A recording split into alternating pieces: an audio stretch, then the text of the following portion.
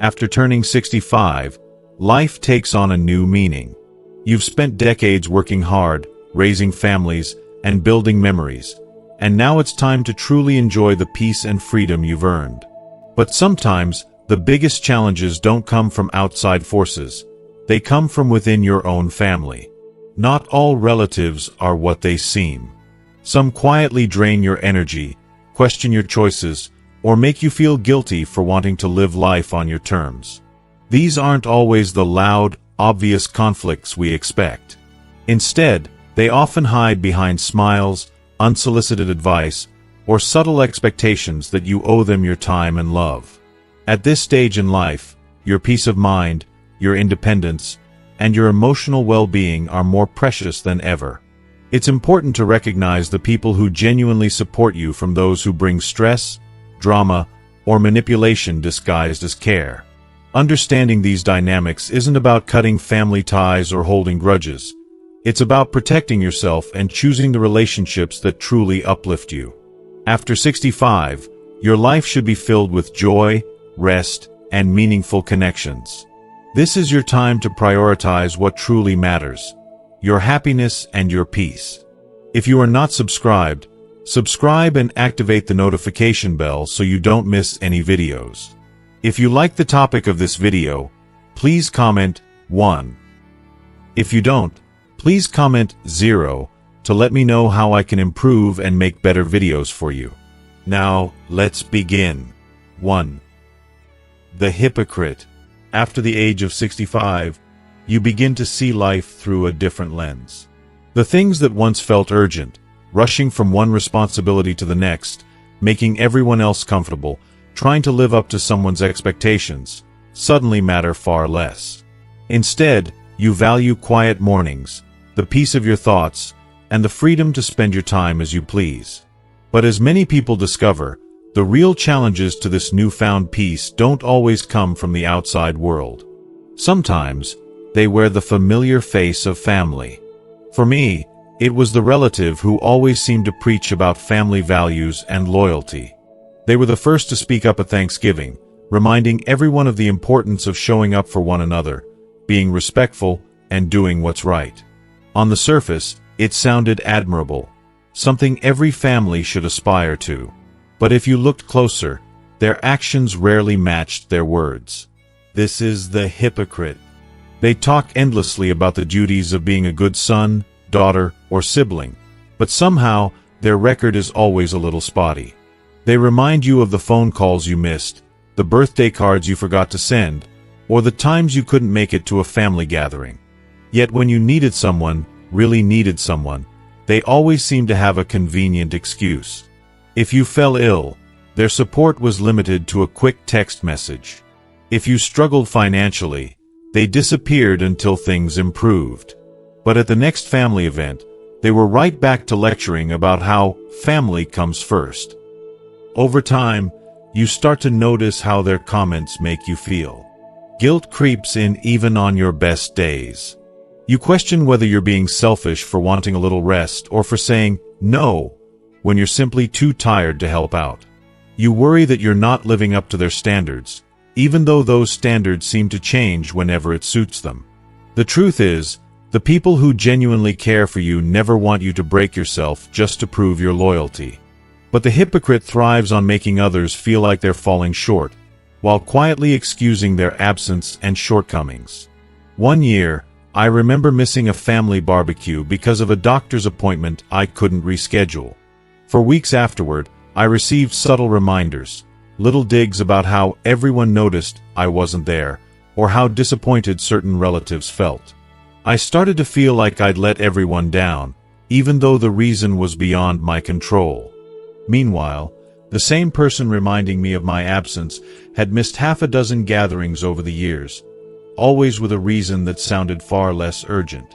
It's a strange thing, how some people are so skilled at rewriting history to suit their narrative.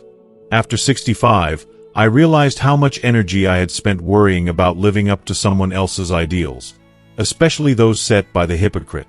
But the lesson is simple. You do not owe anyone more than basic kindness and respect, especially if they can't offer you the same in return. When faced with these relatives, it's important to remember that your needs matter.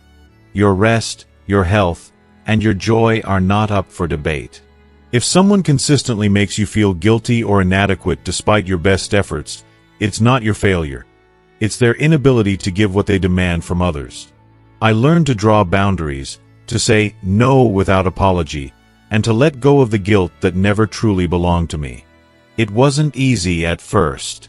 Setting boundaries with family, especially with those who pride themselves on being the moral compass, can feel like breaking some unspoken rule.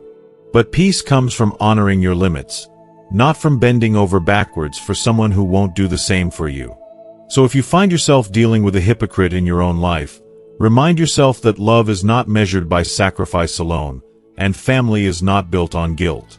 The people who care for you will support your choices, respect your needs, and understand when you can't always be there. As you move through this chapter of your life, keep your focus on those relationships that bring you warmth, comfort, and understanding. Let the rest fall away, and permit yourself to protect your peace, because after all these years, you've more than earned it. 2. The guilt tripper. As you get older, you come to realize that the most exhausting burdens often aren't the physical ones. They're the ones that tug at your heart, the invisible weights that others quietly hang around your neck. After 65, your time, energy, and peace of mind are more valuable than ever. Yet sometimes, those you've loved the most, those you've supported through thick and thin, turn into the very people who try to make you feel guilty for finally choosing yourself. That's when you meet the guilt tripper.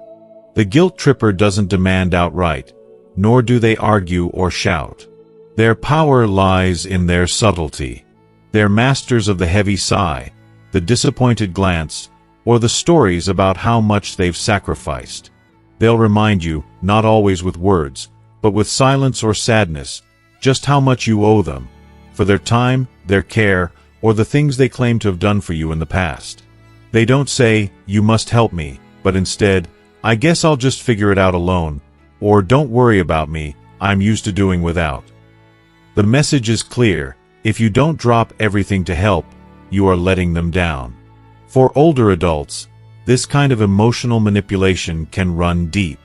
You've probably spent decades taking care of family, raising children, helping siblings, supporting parents, always giving and giving. When you reach the stage of life where rest, joy, and independence should come first, the guilt tripper steps in, quietly suggesting that your happiness is somehow selfish, that your desire for space or freedom means you're abandoning your role as caregiver, peacemaker, or provider. I remember a time when I hesitated to help a relative move. My knees ached, and honestly, I just wanted to enjoy a peaceful Saturday with my morning coffee and the birds. But the response was instant, a sad story about how no one ever has time anymore, how things just aren't like they used to be. The words weren't direct, but the meaning was unmistakable. I spent the rest of the day feeling uneasy, questioning whether I was being unkind for putting my own needs first, even just this once. But over the years, I learned something important. Guilt is only as powerful as you allow it to be. The guilt tripper has learned, often through years of practice, that gentle manipulations work better than outright demands. But their expectations are not your obligation. You are not responsible for making everyone else happy, especially at the cost of your well-being. The hardest part is accepting that you don't need to justify every no. You don't have to explain in detail why you can't help or attend every event. You don't have to feel ashamed for spending your energy on what truly matters to you. As you get older, your time is precious and your health is fragile. Protecting those gifts is a sign of wisdom, not coldness. I began to answer the guilt trips with honesty and calm. "I'm sorry, I can't help this time. I need to take care of myself." Sometimes, I'd get more stories, more sighs, more silence. But gradually, the weight on my shoulders grew lighter. I realized that saying no wasn't cruel, it was necessary. If someone loves you, they will want to see you happy and healthy, not drained and resentful. If you are still watching this video and find these lessons useful, please comment 1 below to let me know that you are still here with me. So, if you recognize a guilt tripper in your circle, remember this. You have the right to choose yourself. You have the right to rest, to enjoy your days, to say no without apology. Guilt should never be the price of love, and your worth isn't measured by how much you sacrifice. At this stage in life, you've already given so much. Now, it's your turn to receive, to recharge, and to live free of invisible debts you never agreed to carry. 3. The toxic caretaker. There's a strange twist that happens as you get older. One day, you notice the people around you begin to fuss over your well-being, sometimes a little too much. At first, it feels comforting, almost sweet, to have someone drive you to appointments, pick up your groceries, or manage your paperwork. For many older adults, having someone step in to help seems like an act of love. But as time passes, you may begin to feel a subtle shift. That comforting help starts to feel a bit like control, and suddenly, your own choices don't seem to matter as much anymore. This is the telltale sign of the toxic caretaker. The toxic caretaker rarely looks like a villain. On the contrary, they often have the most patient smile, the kindest tone, and all the right words. I just want what's best for you. But if you listen closely, you'll notice that your voice slowly gets drowned out by theirs. They start making decisions for you, choosing what foods you should eat, which doctors you should see, or what medications you need. At first, you may go along out of gratitude or because it seems easier. But over time, it becomes harder to remember the last time you decided for yourself, big or small. It can be confusing, even painful, to realize that someone who cares for you can also be crossing boundaries. Often, these caretakers have good intentions. They may truly believe they're protecting you from harm or making your life easier. But good intentions are not a free pass to take away another person's independence. If every conversation turns into a lecture about how you can't do this alone anymore, or shouldn't be living by yourself, it's a warning sign.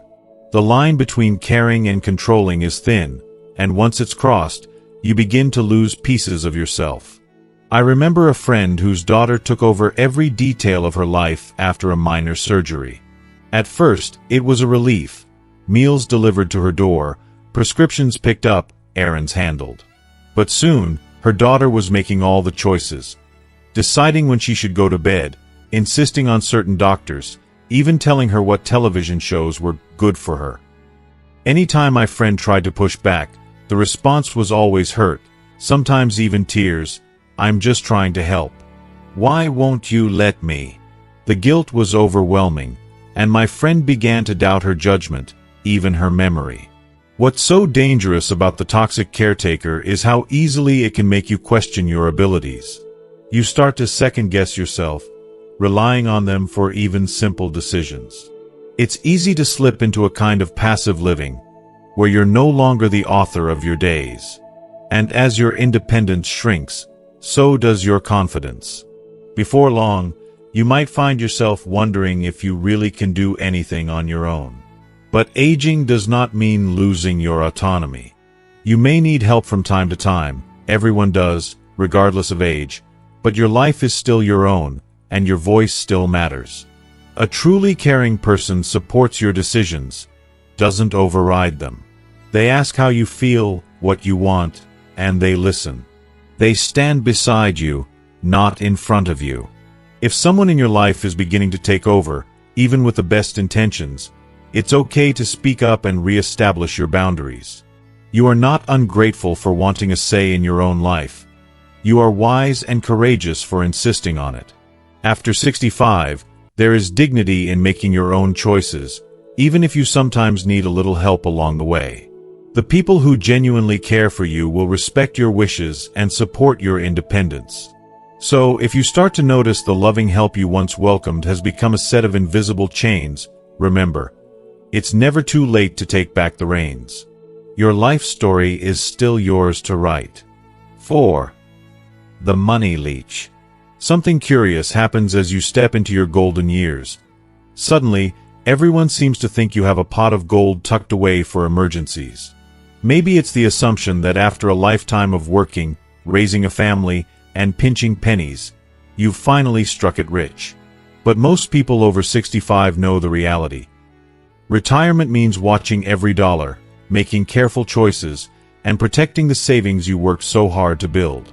That's why a few things sting more than realizing someone you love is treating your life's work like an open wallet. This is the hard lesson of the money leech. The money leech doesn't always show up waving a bill in your face. Sometimes it starts with small, innocent requests, a little help with rent this month, some cash to fix a car, maybe a short-term loan to cover a temporary setback. Of course, you want to help. That's what family does. But after the first favor, the requests keep coming. Suddenly, their emergencies are never-ending, and somehow, your savings are expected to solve every one of them. What hurts most is the guilt trip that comes with every ask. "I thought you cared," they'll say, or, "I'd do the same for you." Maybe they would, maybe they wouldn't. But by now, you notice a pattern. The support is rarely, if ever, reciprocated. It's not just about the money. It's about feeling used, as if your years of hard work and sacrifice don't matter as much as your ability to hand out cash. After 65, every dollar is precious. Most older adults live on a fixed income, Social Security, pensions, maybe a little retirement savings, and the cost of healthcare, housing, and the simple joys you've earned can add up quickly. The money leech doesn't see the full picture. They don't notice you budgeting for medication, saving for a once-in-a-lifetime trip, or worrying about whether you'll outlive your money. They see a soft heart they can press, an ATM that happens to have a family connection. The real danger comes when these requests become routine.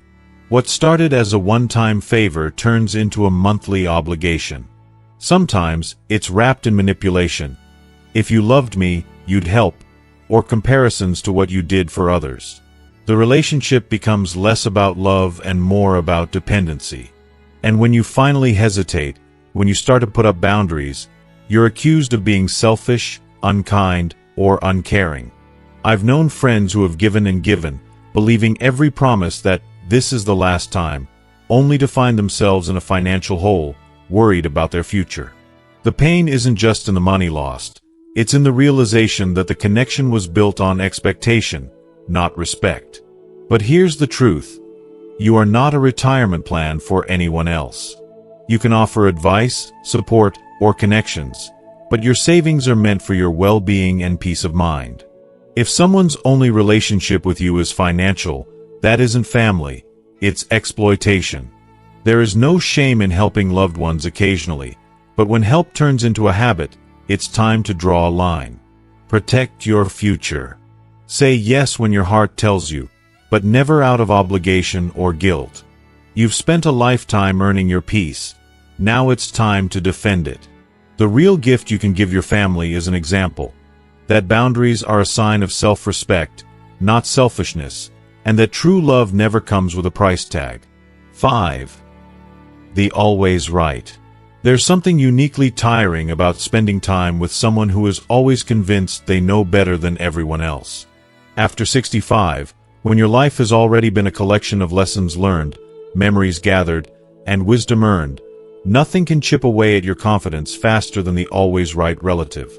Maybe it's a brother who corrects your stories at every family gathering, a cousin who insists her health tips are superior, or a son-in-law who seems to have read every article on the planet, and isn't shy about telling you what you're doing wrong. At first, their certainty can be almost amusing. You mention how you joined a new walking group at the community center, and immediately, you're told, actually, yoga would be better for your joints. You share a cherished memory from your childhood, and they jump in with a correction. No, it happened in the summer, not the fall. When you talk about your medications or a new recipe, they pull out their phone to quote some online expert or dismiss your choice altogether. It happens so often that conversations start to lose their joy. Instead of feeling connected, you feel like you're under constant review. Slowly, you begin to second-guess your memories, your decisions, even your intuition. It's not just about being corrected. It's about being made to feel small, as if your lived experience doesn't quite measure up to their knowledge or opinions. What's truly damaging about the always right is how their presence makes you shrink. Maybe you start sharing less at family events, or you pause before speaking, unsure if you'll be challenged or corrected.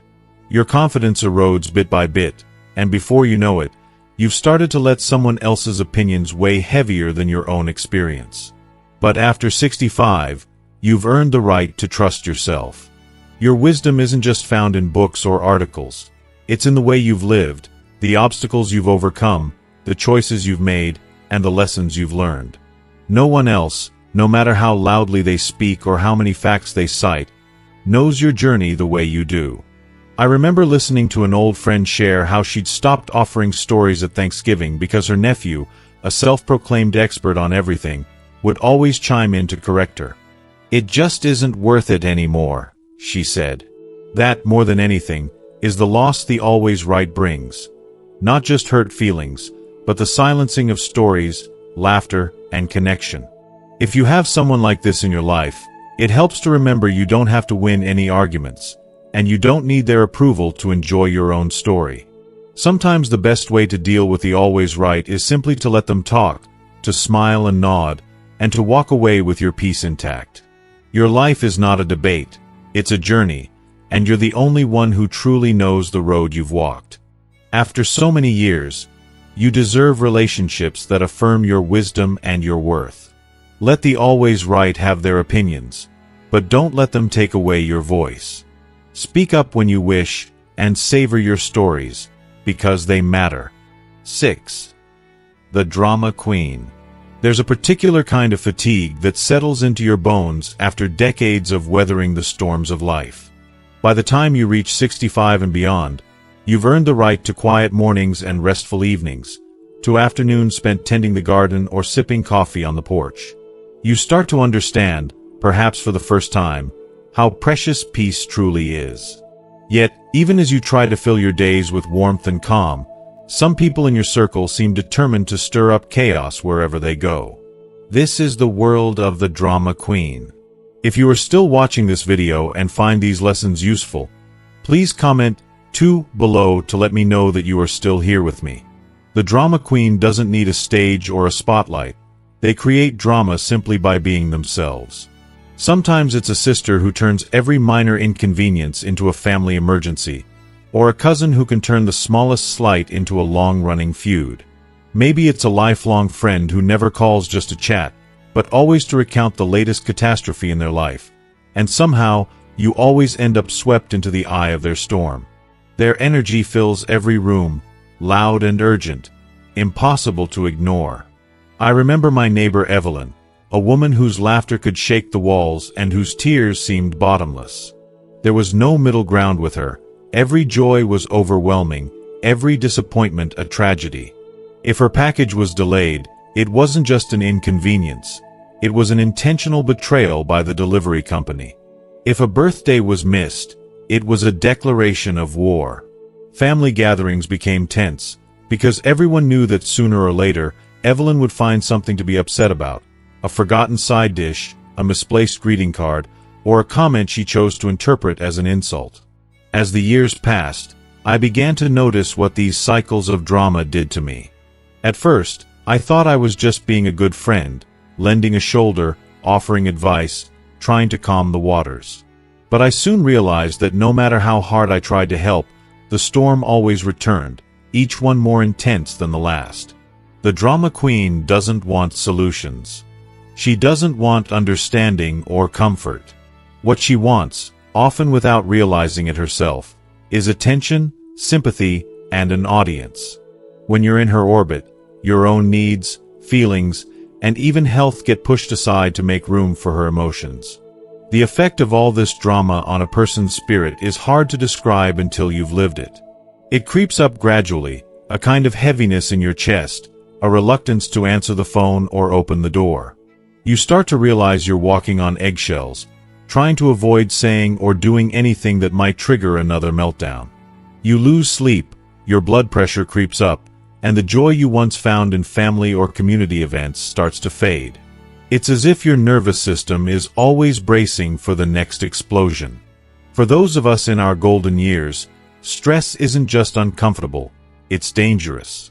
Science has shown that high stress levels can worsen heart problems, raise blood pressure, disrupt sleep, and even weaken the immune system. After a certain age, you simply can't afford to let someone else's chaos steal your calm. And yet, it's easy to fall into the trap of feeling responsible for managing the drama queen's moods. You tell yourself you're helping, you're keeping the peace, you're being the bigger person. But in truth, you're sacrificing your well-being to appease someone who thrives on turmoil.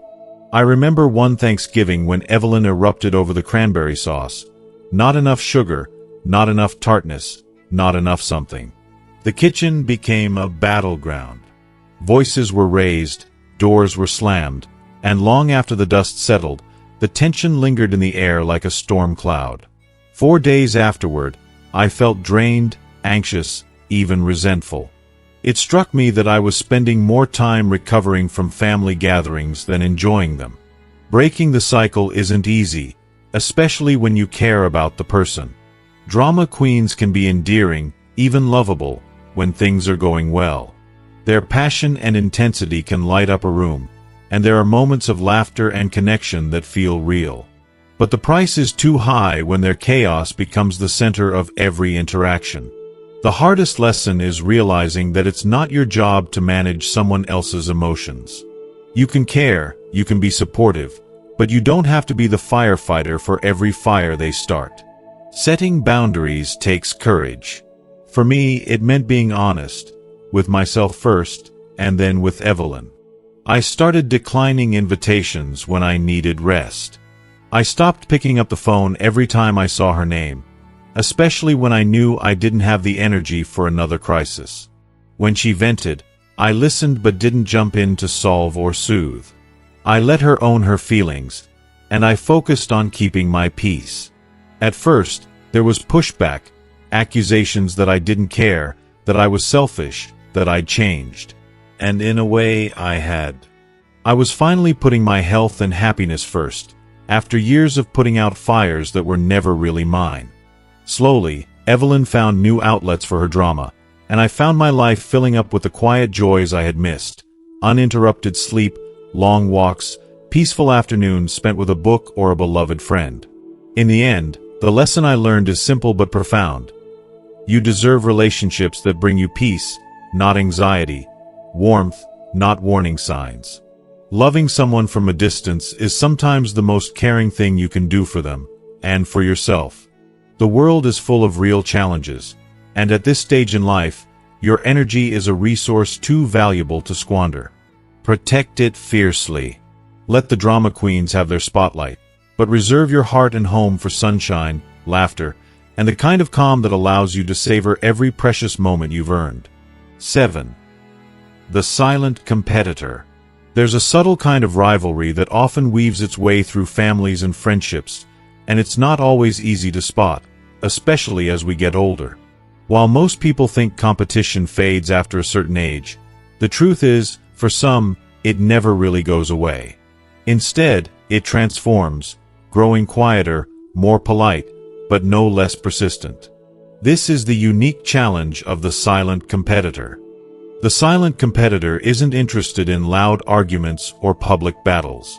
They don't challenge you outright or openly try to one-up you. Instead, their competition is woven through casual conversation, wrapped in a veneer of politeness and subtlety. You might mention that your grandson is starting college, and they'll smile and say, "Oh, my granddaughter's already in her second year of medical school." Share that you've taken up watercolor painting, and suddenly they have a story about the art award they, or someone close to them, just received. Everything you do is gently overshadowed by something they, or someone in their circle, has done just a bit better. At first, you might brush it off as a coincidence or even friendly encouragement. After all, families are supposed to be proud of each other's successes, right? But over time, you begin to notice the pattern. The silent competitor is always ready with a story or an example that nudges yours into the background. It's rarely rude or confrontational. In fact, it often sounds perfectly pleasant. Yet, after every conversation, you're left with a faint sense of inadequacy, a quiet question in your mind. Am I falling behind? Did I do enough? Did I raise my children right? Should I be doing more with my life? This sort of comparison, even when unspoken, can be deeply unsettling, especially after 65. At this stage, you've lived through life's ups and downs, made sacrifices, and carved out your version of happiness. You've earned the right to slow down, to savor the simple pleasures and celebrate your journey, no matter what it looks like. But the silent competitor has a way of pulling you back into the old game, the endless race to prove your worth, even when the finish line keeps moving. I remember an old friend, Margaret, who never raised her voice or spoke badly of anyone. But somehow, whenever we talked, her news always sparkled just a bit brighter than mine. If I mentioned a vacation to the coast, she had just returned from Europe. If I tried a new recipe, she'd mention her granddaughter's culinary award. After a while, I realized that these conversations left me feeling diminished, my achievements somehow less meaningful, as if I needed to justify my choices or explain why my life wasn't as exciting or impressive. The truth is, aging is not a competition. There are no gold medals for whose grandkids get the most scholarships or who travels the furthest. The real victories at this stage of life are internal. Peace of mind, gratitude, the ability to enjoy a quiet afternoon with a good book, and the wisdom to let go of the race altogether. What makes the silent competitor so tricky is that they often don't even realize what they're doing. Their comparisons aren't always malicious. Sometimes, it's simply a habit, a way of finding validation or masking their insecurities. But that doesn't mean you have to participate. The beauty of reaching this chapter in life is the freedom to choose your own pace, to define success for yourself, and to refuse to be drawn into anyone else's silent race. When you recognize the pattern, it becomes easier to let go of the urge to compete. I learned to respond to Margaret's stories with a smile and genuine happiness for her, but I stopped measuring my life against hers. I celebrated my quiet mornings, my garden's small victories, and the laughter around my table. I began to see my life as a unique story, not a scoreboard. And, slowly, those subtle seeds of self-doubt stopped taking root. If you find yourself in the presence of a silent competitor, remind yourself, you are enough, just as you are. Your journey doesn't need to outshine anyone else's to be meaningful. Let others run their races. Walk your path at your own pace, and find contentment in the moments that matter most to you. After all, the only person you need to impress at this stage is yourself. The true prize is peace, a life lived on your terms, filled with the quiet joys you've earned. 8. The perfect image relative. As the years pass and you settle into the later chapters of your life, you begin to see the world, and the people around you, through clearer, more patient eyes.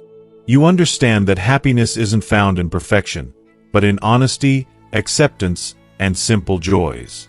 Still, there always seems to be one person at family gatherings or among old friends who is determined to present their life as flawless from every angle. This is the reality of the perfect image relative. The perfect image relative stands out, but not because of any warmth or wisdom. They are always put together, impeccably dressed, arriving at every event as if stepping out of a lifestyle magazine. Their children are always successful, their marriage is always glowing, their home is always picture-perfect and ready for guests, even if you drop by unannounced. When you see them, you can almost predict how the conversation will unfold. Social media photos flashed across their phone, stories of recent vacations, impressive achievements, and new purchases, all relayed with a practiced humility that only highlights their supposed perfection even more. If you are still watching this video and find these lessons useful, please comment 3 below to let me know that you are still here with me. At first, you may admire their confidence or feel inspired by their accomplishments. But over time, an uncomfortable feeling can creep in. You start comparing your own life, your simple routines, your ordinary house, your struggles, to the glossy highlights they present. You begin to wonder if you're somehow falling short. Are you doing enough? Achieving enough? Should you be prouder of your children or keep your house more pristine? This is the silent pressure that the perfect image relative can place on everyone around them, never by direct criticism, but by showcasing a life that seems unattainable. But what's so important to remember, especially after 65, is that what they show you is only a highlight reel, never the full picture. The shine and sparkle on the surface rarely reveal the real struggles, arguments, and imperfections behind the scenes. Behind the flawless family photos are moments of loneliness or worry. Behind the luxurious vacations are arguments and fatigue. Behind the perfect home are everyday frustrations and messes that never make it to Instagram. I recall my cousin Linda, whose home looked like it belonged in a magazine spread and whose social media was a steady stream of picture-perfect moments. At reunions, she spoke only of her children's awards, her husband's promotions, her exotic travels. Her life sparkled in every conversation, and for a while, I found myself trying to keep up, buying new clothes, sprucing up my garden, rehearsing small successes just to have something good to share. But after a while, it became exhausting.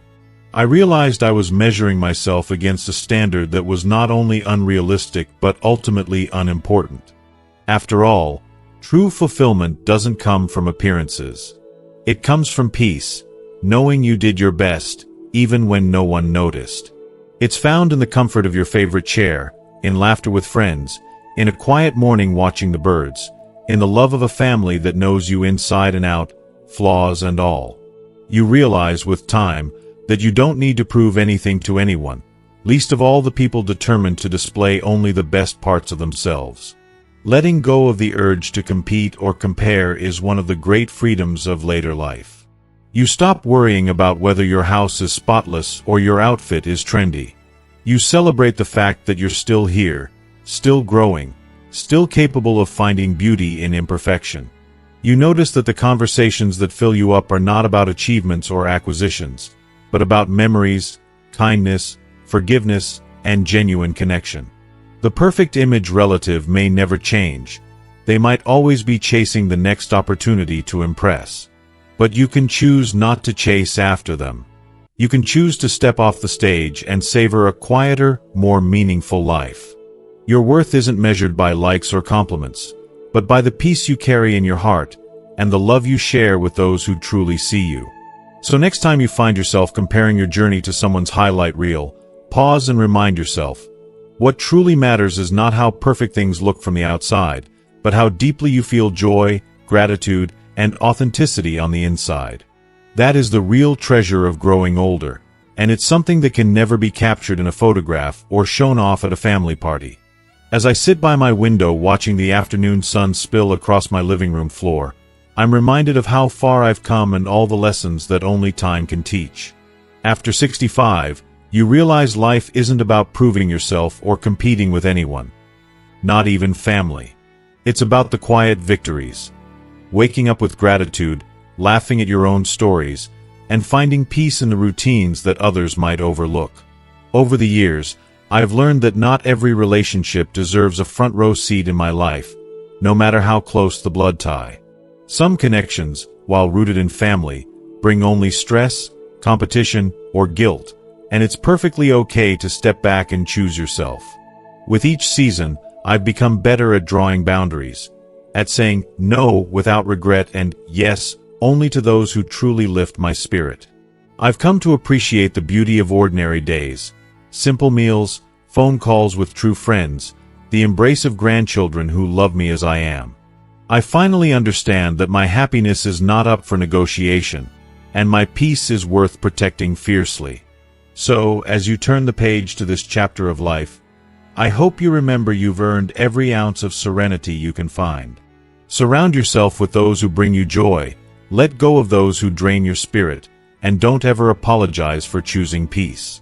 I'd love to know, what's one thing you've learned about relationships that you'll carry forward? Please share your thoughts in the comments below. And if this story spoke to your heart, don't forget to like, share, and subscribe to our YouTube channel for more conversations about living your best life after 65. You deserve nothing less than sunshine in your days and love in your heart.